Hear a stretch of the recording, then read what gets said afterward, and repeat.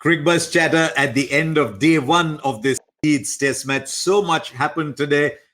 India bowled out, England going on and making all those runs, and I'm torn. I do want to talk to Michael Vaughan, as I do normally, but I'm not sure I actually want to speak to him because I suspect he might be grinning way too much for me, Michael.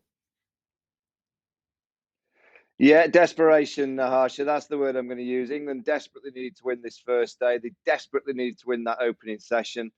India didn't have that desperation because they didn't have to win today, and they didn't have to win that opening session because of what has happened in the first two games. So England were desperate.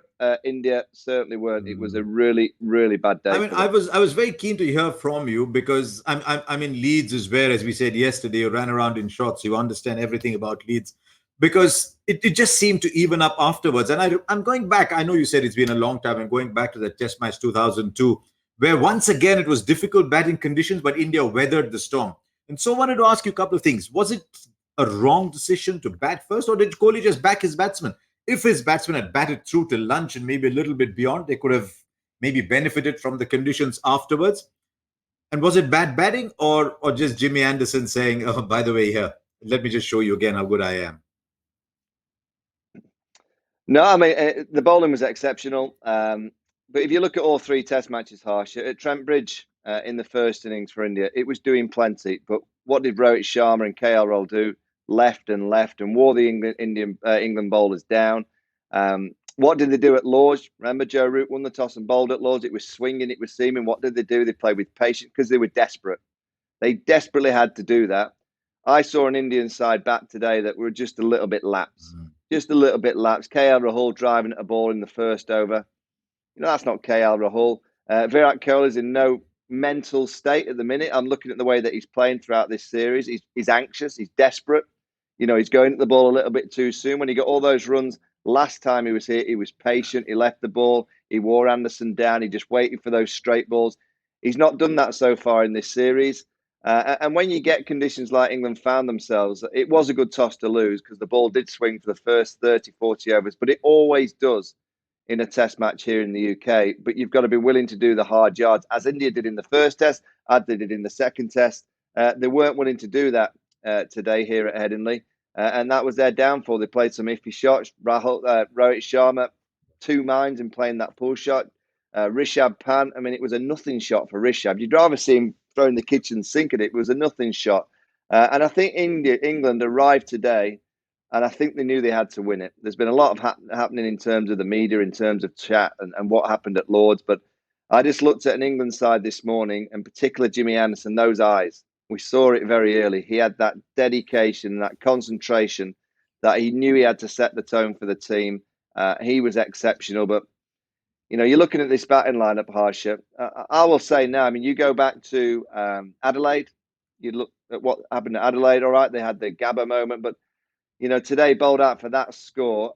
I think you're selecting some of these players now purely on reputation. All right, Rahane and Pujara played okay in the second innings at Lords, but Pujara looks lost for me at number 3. Just looks like he's lost his mind, he's lost his kind of technique.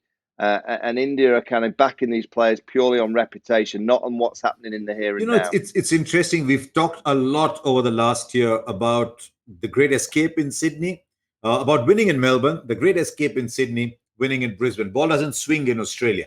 There's space, there's bounce, there's a bit of seam. We talked a lot about that. We talked about Lords. But the 36 all-out that you mentioned, India's lowest test score, there's a 42 that came in 1974. There's a 58 or so that came in 1952, I think. And now this. So 2 of the 4 lowest scores that India have made have come in the last 12 months. And it suggests to me, as you said, that there is a vulnerability that certain people have prevented from coming out. Pujara someday, Rahane someday, Pant someday, but it's not consistently firing and giving people the fear. I mean, these are 2 vulnerable batting sides. And if you look at India's batting averages as well, I mean, I know it's only 5 innings, but there's the 2 openers, and the rest are in the teens or early 20s. Since the start of 2020, Kohli is now averaging 22. Rahane is a little bit more. Pujara's are around there as well. So yeah, I think there's a little vulnerability to that batting. But I think Kohli backed his batsmen to bat a little longer because who's been doing the job for him? It's his openers. And once the openers fell, well, it just opened the floodgates. But how cool was Jimmy Anderson? He bowls one spell, and then he tells Overton, and then he tells Robinson, okay, kids, all yours now. I've done my thing. 8 overs, 5 maidens, 3 for 6, and that's it. Never bowled again. I mean, you get these figures in inter-school cricket, don't you? 3 for 6. Yeah. It's like stealing candy from kids when Jimmy Anderson's got a Duke ball and the ball's moving around and players are trying to drive him. You know, there's a basic principle of batting at Headingley. For the opening session of any game, you nullify the drive as a batter. You just don't try and drive the ball. As a bowler, you try and offer that carrot. And I thought Anderson was brilliant. He rolled length. There you go. I'll throw one up. And are you going to try and drive the ball? Because it will nibble around.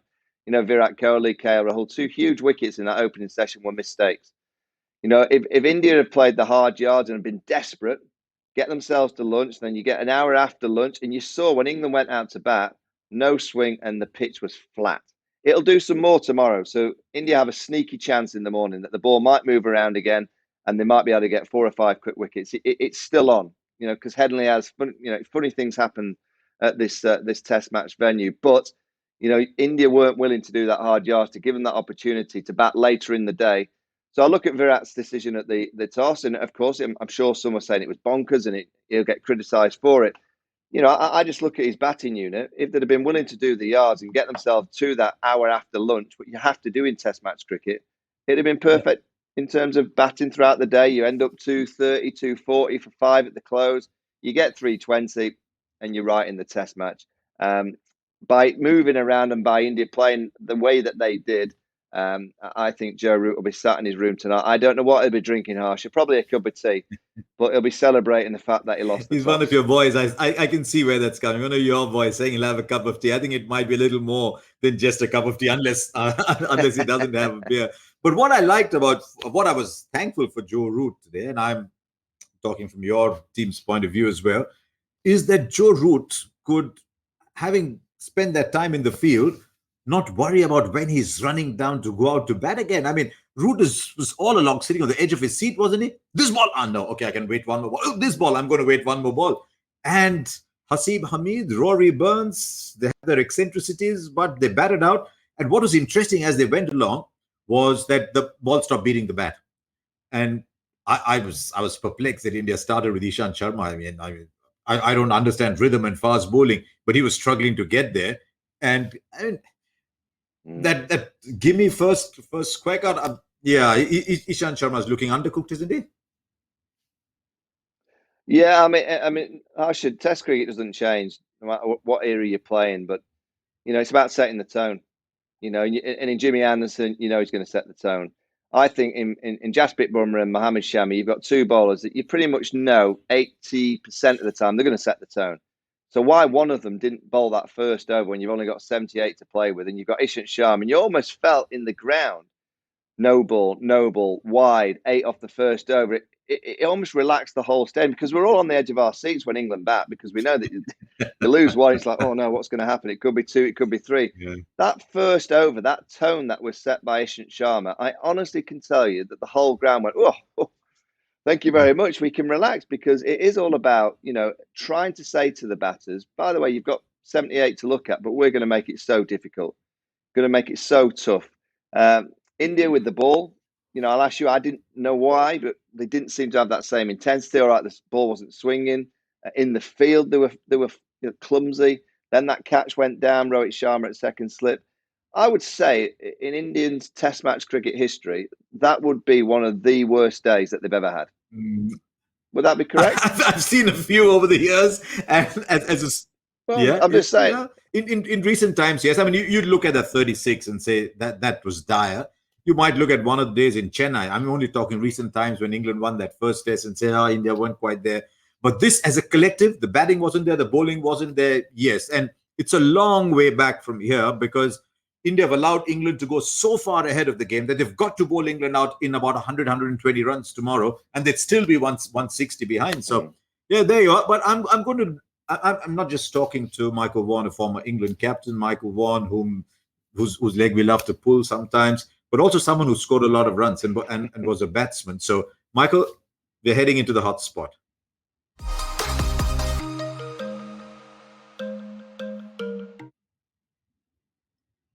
There's an enduring soap opera in Indian cricket.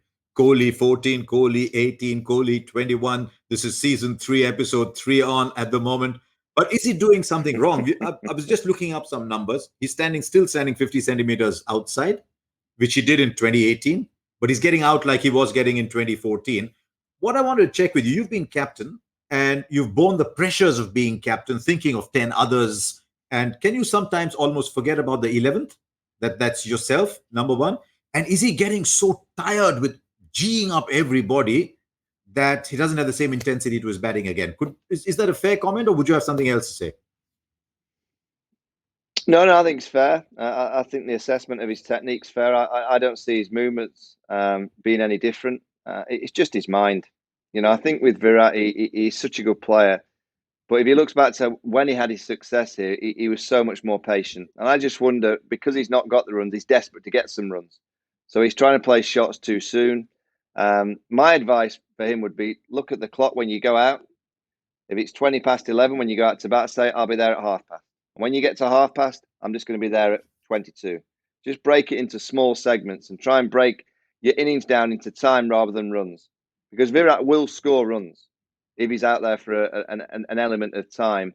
I just think he's a bit anxious. That channel fifth stump, England will target, and he's just been pushing his hands. He's just got to try and wear the England bowlers down by going, leave. They come a bit straighter, and then he'll work it through that onside and down the ground. That's all I'm seeing. I don't see anything technically wrong. It's just his mind is just telling him possibly to be a little bit more aggressive because he wants this number. He wants to get out of the traps and prove to everyone that he's not in bad form. I don't think he is in bad form. I think he's in probably confused mind, and that's it. He's in a confused state of mind that he's trying to be a little bit more aggressive too soon, a little bit anxious, possibly. And he's probably trying to show England that he's not out of form and he's this powerful kind of, I can come and play in your face cricket. He's a better player than that. And I would advise him to go back to what he did in 14, see off Jimmy Anderson's first spell. If it's the second spell that you have to see off, you see off that one as well. By the time Jimmy comes in for his third spell, Virat might be on 30 or 40, and then he's got in and he's worn them down. That, for me, is the way to bat in English conditions. Just a little bit too anxious, Harsha. I can't claim to know Virat very well, Michael. I'd love to know him a little better. But sometimes I get the feeling that Virat revels in saying the world's against me and I'll prove you wrong. And I'm not sure he always needs to say that because he's far too good a player to need that kind of motivation. But you see a lot of that in the Indian camp. World's against us. We've got to go and show them. And I sometimes wonder if the intensity can tire you out and whether he just needs to relax a little bit. I'm a good player and the world isn't against them. The world is for them. No team in the world can say the world is against them, especially in India. Indian teams always have the world for them. So I just wonder if that is the thing, whether we can just relax a little bit. But he's now gone 18 innings, averaging 23. So the turnaround's got to come some point now. And as you just said, sometimes the harder you try, the more difficult you make it for yourself. And it doesn't help him that 3 and 5 are vulnerable as well. So suddenly, India saying, oops, we don't get a start. Oops, 3, 4, 5. I'm down to Pant. Jadeja. And then it's Shami and Bumrah. So the tail's getting a little too long. But that was the end of day one. So let's look ahead. Let's fast forward.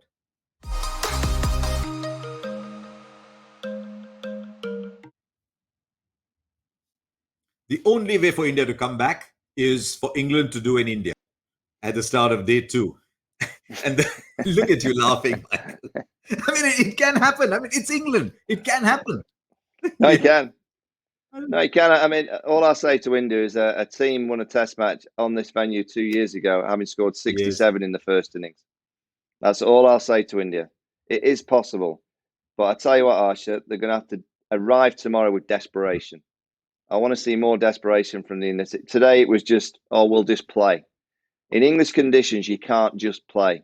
You have to be so focused and so disciplined and so strong in your mind to play the conditions, to play out that half an hour, then another half an hour, because things change so quickly in the UK with what the pitch is doing, what the ball's doing. And if you switch off slightly, and just for that moment, which India did today, you get so far behind the game. quite clearly, India have got to win every single session from here. I don't see England slipping up. I've seen an England side that have arrived here and they want to prove a point. They've been riled a little bit with a few things that have been said, and they want to put this straight and get 1-1 in the series with 2 to play. I don't see, from what I've seen so far, Harsha, with this England side in preparation and today, I don't think they're going to let this grip slip. I think it's going to be very tough What for I India. liked was they achieved what India did, but didn't need to say too much. They just went and put the ball in the right area. They, I know, putting the ball in the right areas is almost a meme now. Where they put the ball in the right areas, but that's exactly what they did. 42. I mean, you talked about that Ben Stokes inning, 67 all out. The deficit there was 112 in that particular test match. It's already 42. So if England get that deficit beyond 200, 250, I mean, if England bat all day tomorrow, the game's over, because that means you're leading by 300. And very few teams come back from 300 down, even that Calcutta test match. I mean, you remember Ben Stokes, you remember Calcutta 2001, only because it happened so rarely. If it happened all the time, you wouldn't remember it. So yeah. At what point does the game go out of India's grasp? A lead beyond 150, 160, 200? When does it go beyond?